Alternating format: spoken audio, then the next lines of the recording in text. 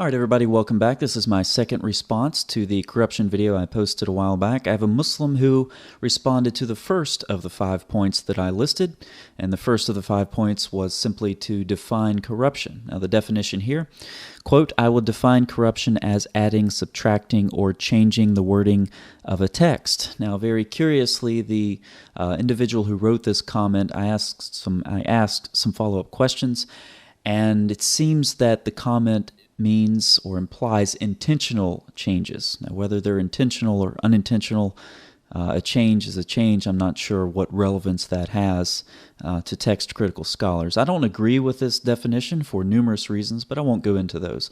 In this video, I'm going to show why this definition of corruption is a very bad definition for a Muslim to adopt, and I'm going to demonstrate why this definition of corruption, like so many other polemics that Muslims put out against Christianity, actually turns around to bite you. I have no better way to explain it. Just like Deuteronomy 18, John 14, these allegations of corruption are very soon going to come back and be the nightmares of Muslims. And here's the reason for this, and I'm going to elaborate on this more in depth throughout the second part of this video and then at the end. For centuries, Islam has isolated itself from criticism, and I mean this in the common sense, obviously, but also in the academic sense, where criticisms, you have scholarly disciplines of criticism, historical criticism, source criticism, redaction criticism, form criticism, etc., and yes, text criticism. Now, Muslims have been able to claim that their manuscripts of the Quran are perfectly preserved from Uthman. So they have the actual manuscripts of the Quran that Uthman commissioned, sent out. They have those, and they are perfectly preserved, and there are no variants between the manuscripts. Now, that's what Muslims have been able to claim, and nobody has been able to falsify this claim because the texts themselves are not open for scholarly inquiry. And we're going to see a very specific example of a particular Islamic scholar who claimed just that. He said, we have, and I'll show you the quote very soon, we have, he says the copies of some of the Qurans that Uthman sent out have been lost, but 3 remain. And this was his claim for decades, and on his authority, other Muslims would make the same claim. We have these manuscripts that are preserved from Uthman's time. They're intact. You can go look at them, and we're going to find out that that is not the case. And so there have been cases, of course, several decades ago, Arthur Jeffrey, you have Asma Halali. She published her work on the Sauna palimpsest very recently, I think October of 2017. You have Dr. Keith Small's work as well.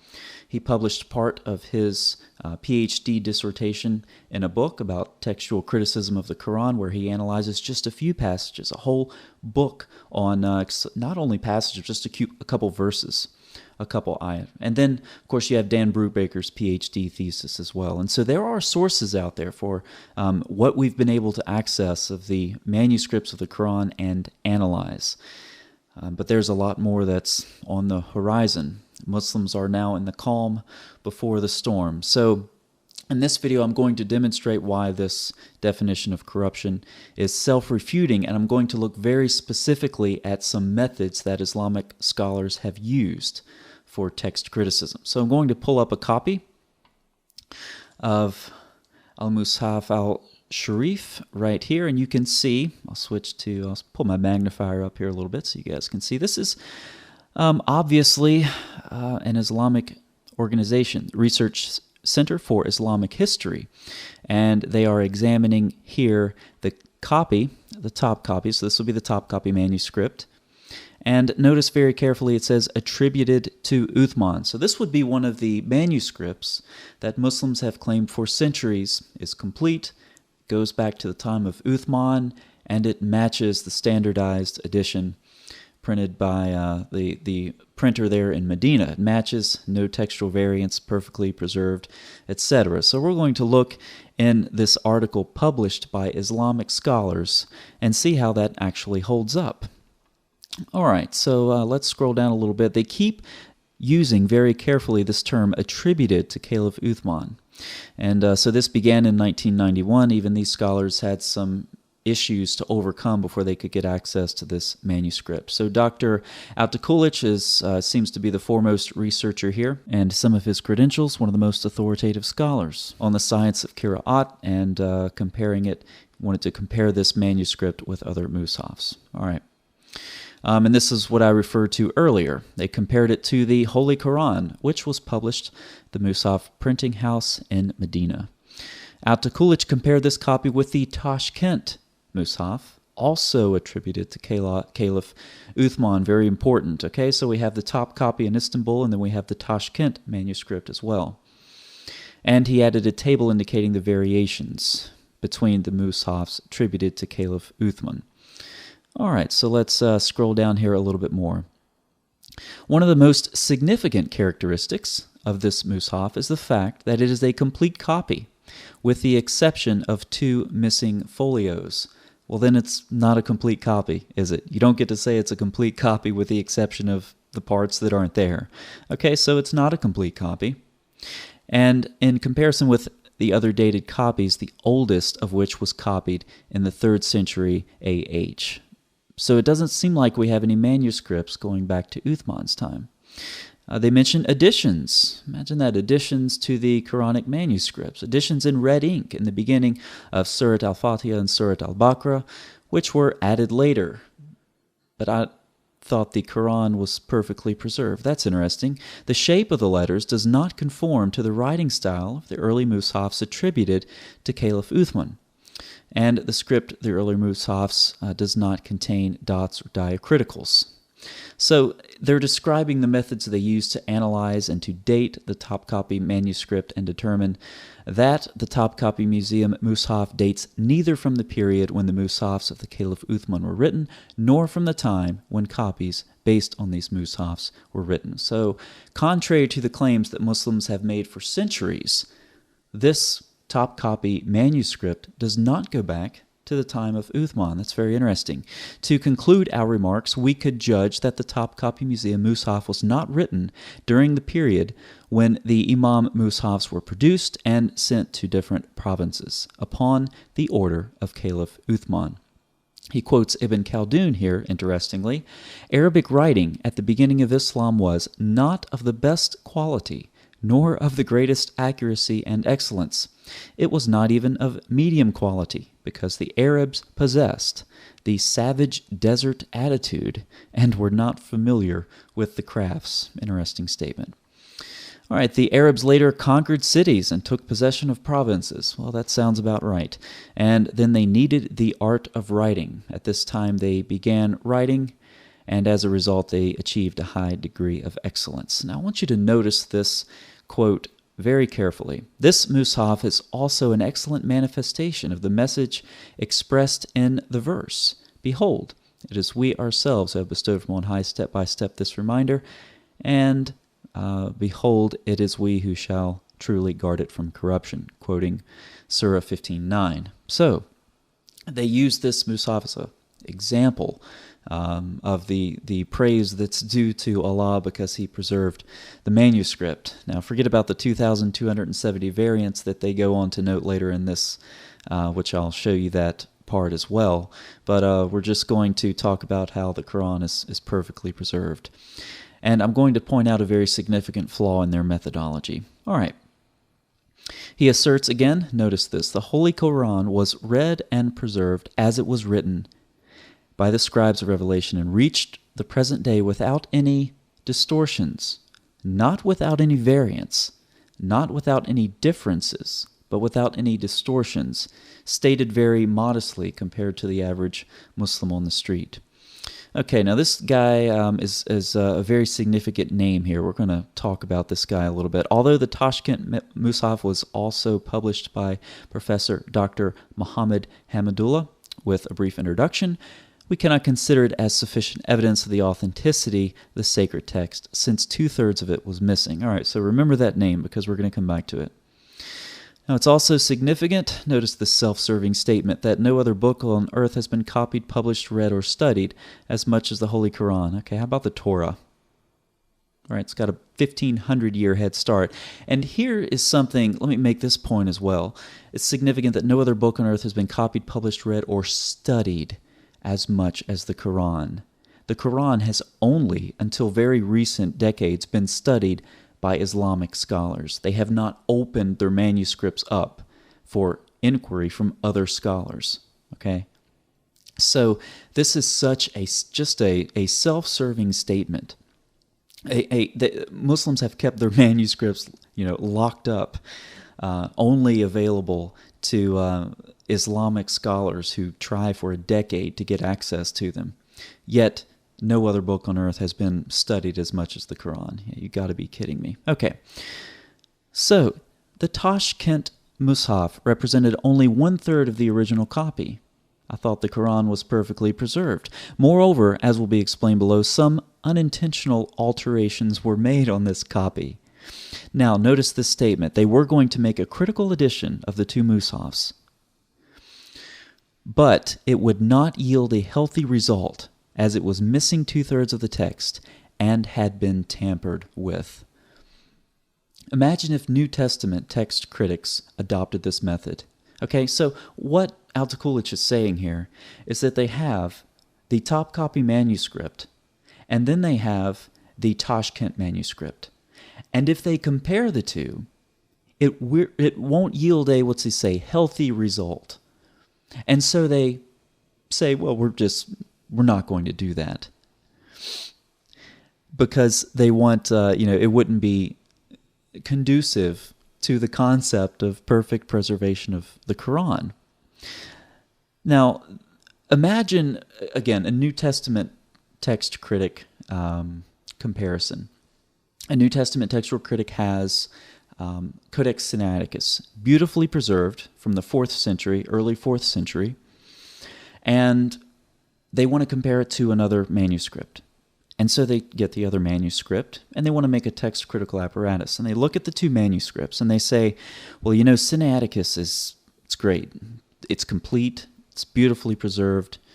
It's very ancient, yet this other manuscript over here, only 1/3 of it has been preserved, and the part that has been preserved has been tampered with. And if we compare these two, it's really not going to look very good, so we're just not going to do that. Imagine if that's how text criticism worked for the New Testament.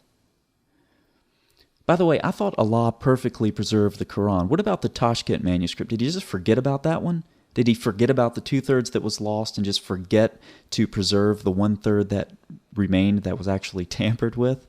This is absurd.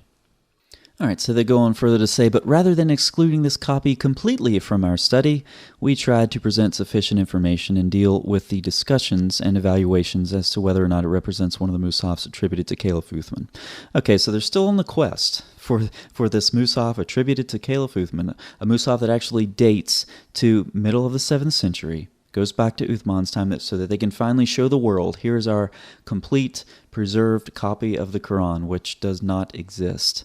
All right, so even though, they say it here very plainly, even though we would like to publish this sacred text as the Mushaf of Caliph Uthman, even though this has been claimed by Muslims for hundreds of years, it was neither the private Mushaf of Caliph Uthman nor one of the Mushafs that he sent to the various centers. So a claim that's been made by Muslims for centuries has just been debunked by Islamic scholars themselves. Once the Islamic texts are open up to criticism, even from other Islamic scholars, they don't pass the test. All right, so let's scroll down a little bit to see what we have next. Here it is again. He keeps repeating this because this has been a dominant claim throughout the Muslim world for a long time. As known by everyone interested in this subject, it has been claimed until recently that the Topkapi Mushaf was one of the copies attributed to Caliph Uthman, until recently. Okay, so that claim has been debunked. One of the most important questions of Quranic history is the whereabouts of the Mushafs attributed to Caliph Uthman and whether any of them reached the present day. Unfortunately, we do not have a positive answer to this question. In our view, this situation is one of the greatest weaknesses of the Islamic world throughout history. Well, yeah, you claim that your manuscripts are perfectly preserved from the time of Uthman, and you can't find one. So you can't. There's no manuscript evidence to support your claim. So yeah, I would say it's one of the greatest weaknesses of Islam. If you can't provide evidence for one of the primary claims about your text, yeah, that's a significant weakness. I would agree with that. All right, scrolling down a little more, we come to this name again. Until now, we have also believed in the possibility of it being one of the Mushafs of Caliph Uthman. This is talking about the Tashkent again. Late eminent scholar, Professor Muhammad Hamidullah, whose studies have always been beneficial to our work, quotes, "The copies of the Quran, which were sent to the provincial centers by Caliph Uthman, were lost one after the other in the following centuries." So these manuscripts that are supposed to go back to Uthman have been lost, one after the other. At present, a complete copy of one of these mushafs is kept in the Topkapi Palace Museum, so keep track of this. The Topkapi Palace Museum, and a second copy is located at the India Office Library in England. Okay? And the third copy, with a few missing pages, that is a blatant lie. 2/3 of it is gone. A few missing pages is located in Tashkent. Okay, so 3 copies, Topkapi, Tashkent, and one located at the India Office Library in England. All right, so this is the claim that this Dr. Hamidullah makes. Now, what's the truth? Well, they searched for the copy that was claimed to be in England by Dr. Hamidullah, and it was not found in their library. So all of the manuscripts have been lost one by one, except for the 3. The one in the at the India Office Library in England, the Tashkent, and the Topkapi. The one in England in the India Office Library is not there. So there's one down. The Topkapi is not complete. It's missing 2 folios. So there's 2 down, and the Tashkent only has 1/3 remaining. And the other 2/3 have been lost, and the 1/3 that is remaining has been tampered with. So no mushafs go back to the time of Uthman. All right. Now we'll talk a little bit about the perfect preservation here of the Topkapi when they compared it to the standardized copy of the Quran, the standardized print. It says there are 2,270 instances where there is dissimilarity between the Topkapi Mushaf and the Fard Mushaf, most of them concerning whether or not the word was written with an aleph. Okay, and so they go down here and they try to give you some nice, comforting examples. They talk about spelling differences, 780 places, and then 90 places. They discuss some other variants, and then a total of some other insignificant variants that they list 34 times. So if you add these numbers up, you come up with just under 1,000 numbers. So there are 1,270 numbers left, or 1,270 variants left, that they don't want to summarize here for you. We'll go into those later. Now, what are those variants exactly? What are the variants? And how can non-Muslims verify this claim, or the extent of the truth of the claim, that the Quran has been perfectly preserved? Well, you can look at some of the work I mentioned. Arthur Jeffrey. You can look at Keith Small's work. You can look at Asma Halali's work. You can look at Dan Brubaker's work. You can look at Dr. Asanalu and Atakulich's work as well. Or you can just wait, because later this year or at the beginning of next year, there is going to be an online database available for anyone who has internet access and is competent enough to type a web address into their browser. And this database is going to have the variants in the Quran that a group of scholars have cataloged and databased so far. It's about 3,800 variants. And here's the thing, there are pictures with every single one of them. And people are going to be able to go on this website, and they're going to be able to look at charts, look at various statistics about the Quran. They're going to be able to organize variants by surah or variants by chapter, surah, chapter, or ayat. You can go to a specific surah right now or a specific manuscript tradition. You can click on that manuscript tradition and it will auto-populate all of the variants. And again, these charts provide, evidence about where most of the variants are that have been cataloged. That's the thing to stress. This database is building. And any Muslim who claims that their text has been perfectly preserved will just be able to post a link, go here, and look at your perfectly preserved text with thousands of variants and growing. The scholars will continue to populate this database. Muslims will have their worldview rocked. Muslims who have believed all of their life that there is one Arabic Quran and that there is somewhere a complete manuscript that goes back to Uthman that's been perfectly preserved. They're going to have to take definitions of corruption, like we started this video with, adding, subtracting, or changing the wording of a text. And they're going to be able to go online and look at the tapings in the Quranic manuscripts and look at the coverings and the insertions and the right-overs and the erasures. They'll be able to look at all of this stuff. And they will wonder why their imams and why their scholars have not told them the truth about their manuscripts. And they're going to have to dramatically and drastically rethink their concept of text criticism and rethink their concept of corruption. The isolation that Muslims have been able to maintain, the insulation, the protection of their texts from honest and objective text criticism has crumbled. And for Muslims who aren't familiar with what's coming on the horizon, I suggest you get familiar with it. For Muslims who want to hold to a simplistic and implicit definition of corruption, a change of a word, intentional or not, if that's your definition of corruption, then you better be ready to declare your own Quran corrupted. And there's going to be evidence about why this is the case, and it's going to be available to everyone, and it's going to be very soon. So that's my response here in this second video on the topic of corruption, and why Muslims are going to very soon have to deal with these arguments for the first time in history, as the Quran is coming under great scrutiny in the area of text criticism. Thanks for watching.